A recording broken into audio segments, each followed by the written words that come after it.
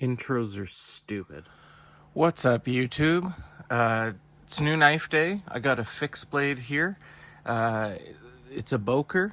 It's a what's it called again? It's the Boker Magnum Classic Dagger. So, I mean, you guys see that I much prefer folding knives, but I do like my fixed blades. I do have a decent collection of them, but it pales in comparison to my folding knives. I very much like folding knives. They're just a lot easier to carry on you. You know, if I never had to sit, I would always have a fixed blade on me or whatever, but it does get pretty uncomfortable to put away, take out, sit somewhere and you've got like this big frickin' sheath on you and it's just uncomfortable. Anyway, but Boker does some really, really quality stuff. I'm not a giant fan of their folding knives, but their fixed blades are pretty unreal. Before I open this, I just want to make a correction. I did include this Boker in one of my fixed blade videos, and I called it a Boker Magnum Classic or something, just like I did this. And I was corrected in the comments, and as frustrating as that is, sometimes I just need to like re-correct myself. So this Boker fixed blade, this beautiful Damascus blade with ebony handle and brass pins, this is such a gorgeous knife, such a nice carry, good size for just your normal EDC as far as fixed blades goes.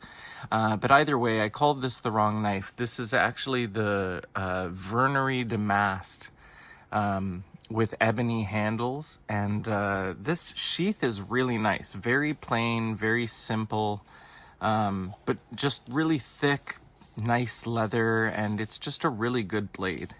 I just wanted to correct myself there since I called it the wrong thing, but without further ado, let's get into this thing. So Boker's packaging leaves some up to be desired. It's just always like pretty simple boxes, but I've kind of noticed that's kind of how it is with fixed blades. They're bigger, they're harder to package, and that's just how it is. But here we go, boys. So there's the knife. Take the sheath out, and then after that, it's just some Boker cards. I did notice that this is Boker USA, so these are not, or it says both. It's a brand of, and then there's the German one.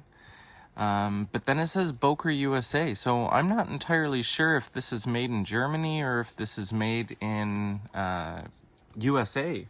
Maybe someone can let me know in the comments and correct me or just point me in the right direction. The sheath is pretty nice. It's thick. It's very flexible though, but I like that it's like a dangle. So that's probably a little more comfortable than had it been like a really, what's the word? Like just a tight, thick, one piece kind of uncomfortable sheath. This has some flex to it. It'll dangle from your belt. It's pretty nice. It's a good sheath. No drainage hole or anything, but again, easy to put in. But let's open the knife itself. This is something I've been staring at for quite a while now. And I wasn't sure about the handle, if I was going to like it. I obviously previously opened this. One of the bags ripped for the sheath, and so I just tossed it. But this is the way the fixed blade comes. Just protected by this little cardboard sheath. And I actually don't know. Well, let's just take it out. So this is a true dagger. This is double-sided. It doesn't come crazy sharp from the factory. I don't have any paper here to give it a cut test. I mean, I suppose I'm not going to use the thing that the blade was put in, so... Okay, well, yeah, it's sharper than it feels. I'll give it that for sure.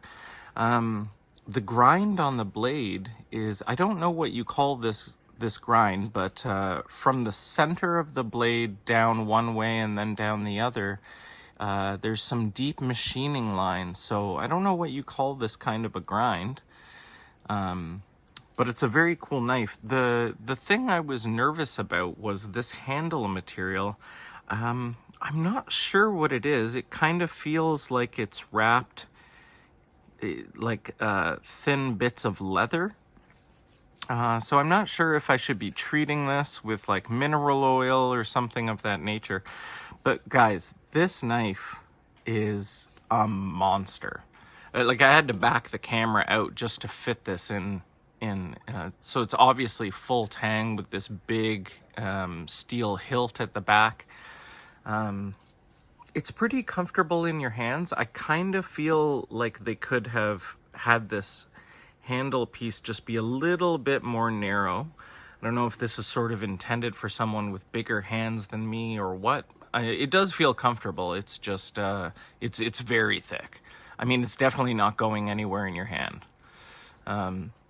440A blade steel, and this is part of the Magnum series. A fantastic knife so far. I mean, obviously not an everyday carry, guys. This is a big knife. Let's get some measurements here and see what we're looking at. So from tip to hilt, it's over a foot. It's like 13.25 inches. It's a double-sided blade, but from one side, it's 7.5 inches. So we're looking at 15-inch total blade length, if you count both sides. This thing is a beast, guys. Just a monster. This would be pretty cool to carry every day, but like, this would be something you would take, you know, into the woods or something of that nature. I'm not super familiar with 440A. I assume that it's stainless and fairly corrosion resistant, but that doesn't mean that you shouldn't be like oiling this thing when you put it back in the sheath and it's just being stored for a while. But this knife is very quality. Like it's just one big piece of metal, you know? This is a monster.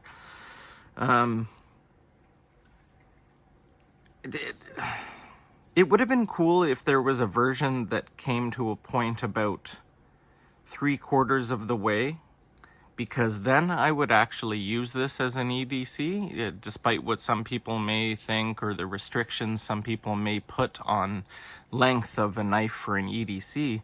I mean, I'll pretty much carry anything just to test it out for a while, but this is too big. This is this is over a foot long, and I work kitchens, and this would just be in the way. Despite the fact that I could obviously use it for food prep and stuff of that nature, but you know, there's other knives that are a lot more meant for those things. So anyway, I thought you guys might just want to take a look at this thing. If anyone knows and you want to drop it down in the comments, let me know what this handle material is. It almost feels like wood. But it could very well just be like thin strands of leather just wrapped and wrapped and wrapped. It's very nice. I think I'm going to oil it down because it does feel a little dry, and I don't know if it's just been sitting in a box for too long or what. But yeah, this is a really cool Boker knife. Boker is a really quality manufacturer, and they've done a good job here. Anyway, that pretty much concludes the unboxing process here, and once I get around to actually doing some work with this knife, I'll give it an actual review. But until then, yeah, that's it. If you guys like my content and you're coming back for more, give me a like and subscribe. But beyond that, that's pretty much the review here. So you guys take care and stay sharp. See ya.